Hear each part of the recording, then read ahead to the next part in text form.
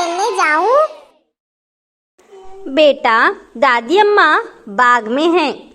पहले इनकी मदद करो, फिर खेलने जाओ। जी अम्मी, जरूर, शुक्रिया। बहुत फर्माबरदार बेटा है हमारा। दादी अम्मा, बोलो चिंटू। मैं तुम्हारी क्या मदद करूं? बेटे, तुम पौधों को पानी दो। हाँ जरूर दादी अम्मा। अरे चिंटू, खेलने चलना। मैं पौधों को पानी देकर आता हूँ। बहुत अच्छी बात है चिंटू, काम होने के बाद मैदान में खेलने के लिए आ जाओ। वाह, चिंटू भी आ गया। अब खेल में और मजा आएगा।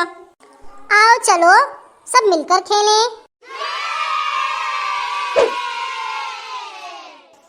प्यारे बच्चों, देखा आपने चिंटू ने किस तरीके से बड़ों का कहना माना और अपना काम मुकम्मल कर कर अपने दोस्तों के पास खेलने चला गया।